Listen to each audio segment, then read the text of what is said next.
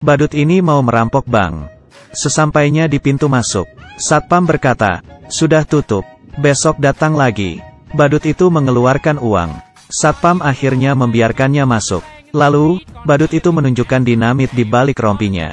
Satman segera memberinya pistol. "Aku hanyalah pria tua tak berguna." Badut dan satpam masuk ke aula bank. Tangan kirinya memegang balon, tangan kanannya memegang pistol. Semua berhenti. "Aku mau merampok." Hanya 2 orang yang menoleh. Nasabah lainnya tidak peduli. Kali ini, badut berteriak lagi dengan satpam. Semua orang hanya tertawa.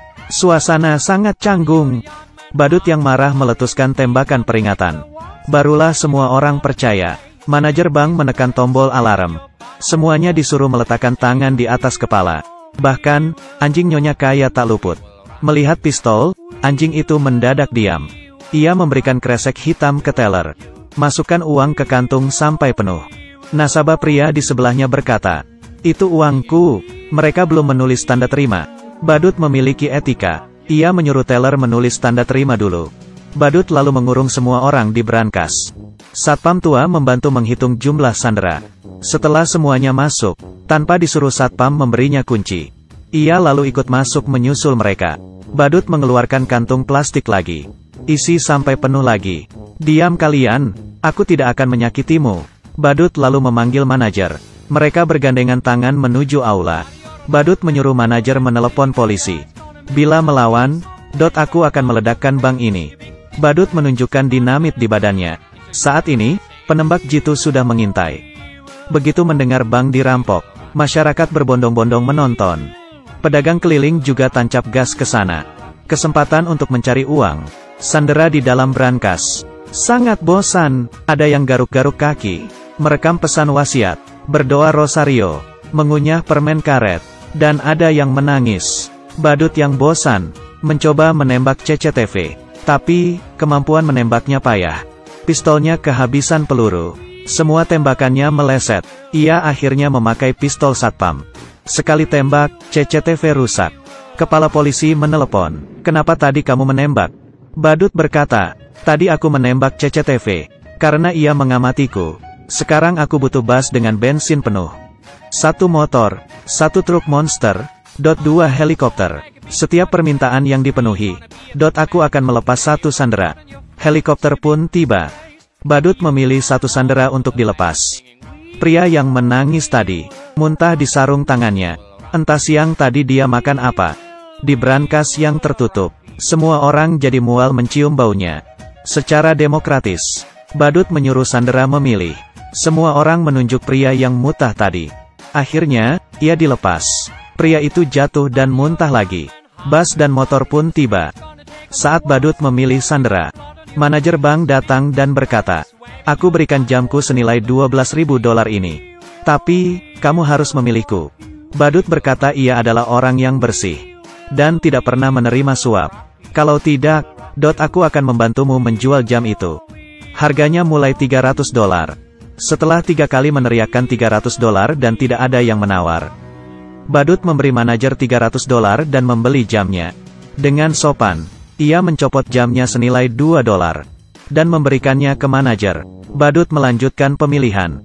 Si pirang memarahi badut. "Badut dengan makeup tebal sepertimu merampok bank, seperti banci." Badut yang marah langsung menunjukkan bom di badannya.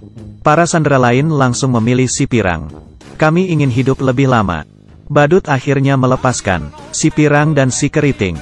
Kepala polisi ingin tahu situasi di dalam. Si pirang diam saja. Si keriting bicara bertele-tele. Saat kepala polisi lengah, si pirang menghapus noda putih di telinga si keriting.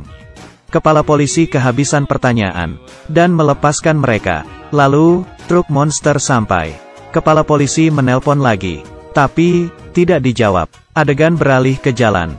Mereka bertiga berkumpul, dan merayakannya dengan sampanye.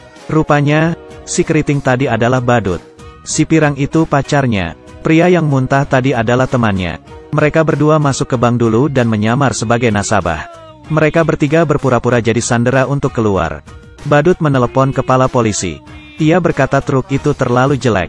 Dan ia tidak suka. Jadi, ia minta truk itu diganti. Bila tidak, sandera akan ditahan. Sebenarnya, ini untuk mengulur waktu. Saat menutup telepon, temannya tak sengaja menekan klakson. Kepala polisi merasa ada yang salah. Di dalam bank, tidak mungkin mendengar klakson sejelas itu. Polisi akhirnya menyerbu. Di aula, hanya tinggal balon di langit-langit. Mereka bertiga tahu, dan langsung tancap gas ke bandara. Tapi, mereka tak punya peta. Jalanan sekitar terasa asing. Mereka tersesat. Mereka bertanya pada pekerja di pinggir jalan, yang ternyata juga orang luar kota. Mereka juga tidak tahu. Akhirnya, mereka bertemu seseorang yang punya peta. Siapa kira pria itu juga perampok. Ia menodong badut dan mengambil dompetnya. Tapi, di dompetnya hanya ada $4. Badut bilang, jamku ini harganya 12.000. Lepaskan kami, dan ini milikmu. Pria itu bilang, pria miskin sepertimu, tapi punya jam seharga 12.000. Kamu kira aku bodoh? Lalu ia mengambil koper mereka dan pergi. Koper-koper itu cuma berisi baju mereka. Mereka memutuskan kembali ke rumah si Pirang. Tempat parkir penuh. Jadi, mereka parkir di pinggir hidran. Si Pirang berkata, dendanya aku yang bayar. Dengan gembira ia memamerkan uang di balik bajunya. Rupanya, mereka menyembunyikan uangnya di baju. Saat mau pergi, penyewa baru datang. Ia mengira mereka pencuri, lalu menodong mereka. Ia mau lapor polisi. Badut berkata, berapa uang sewamu sebulan? Aku dulu $1.200. Penyewa bilang, kenapa kita 2.600? Seketika, mereka terdiam, dan tidak peduli apakah mereka pencuri atau bukan. Saat itu, gedung sebelah kebakaran. Mobil mereka menghalangi hidran. Pemadam memecahkan kaca mobil dan menggesernya. Tapi, mobil mereka berada di tanjakan. Mobil merosot ke bawah. Kepala polisi akhirnya sadar. 3 sandera yang keluar tadi adalah perampoknya. Tak ada mobil, mereka terpaksa naik taksi. Setelah naik, ternyata supir taksi tidak bisa bahasa Inggris. Ia terus menerobos lampu merah. Teman si badut takut. Kalau begini terus, mereka bisa sampai ke surga. Ia membuka pintu mobil dan melompat keluar. Tapi, ia oleng, dan tidak bisa berhenti. Lalu menabrak kios koran. Ia pun pingsan. Orang-orang hanya menontonnya. Pemilik toko di dekatnya langsung lapor polisi. Badut dan si Pirang takut polisi datang, dan langsung membawanya pergi. Tak sengaja, mereka sampai di markas preman. Para preman mengacungkan pistol, dan menanyai mereka. Badut yang cerdas berpikir, bila ia berkata salah masuk, mungkin mereka akan dibunuh. Kami menagih hutang. Tak disangka, ternyata preman itu punya hutang kepada mafia. Ia bertanya, kenapa yang biasa tidak datang? Badut bilang, dia sedang marah. Buktinya temanku barusan dilempar dari mobil. Dia bilang, lunasi hutang kalian hari ini. Kalau tidak, ia akan membanting kalian satu-satu. Preman itu takut, dan melunasi hutangnya $6.000. Mereka bertiga dengan senang keluar. Saat menunggu bus ke bandara, supir bus sangat kolot. Bayar bus harus pakai koin. Tidak boleh pakai uang besar. Badut akhirnya ke toko untuk menukar uang. Toko sudah dipenuhi polisi. Penagih hutang mafia yang sebenarnya sampai. Preman bilang uangnya sudah diambil. Preman itu dipukuli. Saat itu, preman melihat badut yang keluar dari toko. Badut langsung lari ke bus. Penagih hutang mengejarnya. Polisi yang melihat penagih hutang lari, mengira ia adalah buron, dan langsung menangkapnya. Mereka tak menyangka 3 buron itu di dalam bus. Akhirnya, mereka tiba di bandara. Di dalam pesawat, kepala polisi sudah di sana dengan pistolnya. Badut dan temannya sangat cemas. Mereka angkat tangan.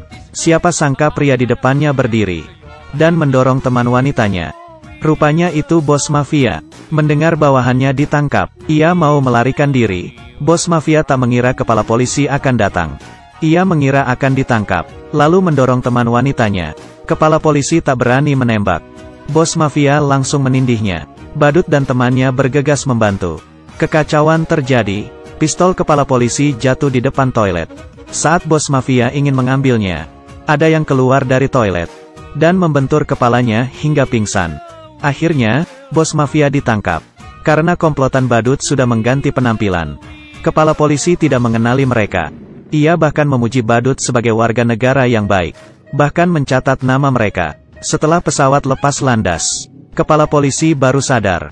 Nama yang dicatatnya barusan adalah nama badut perampok bank. Tapi, ia tidak rugi menangkap bos mafia. Keuntungan bos mafia 1 hari setara dengan hasil rampokan badut 1 minggu. Sejak saat itu mereka bertiga hidup bahagia tanpa beban. Film selesai sampai di sini. Ini adalah film komedi tahun 1990.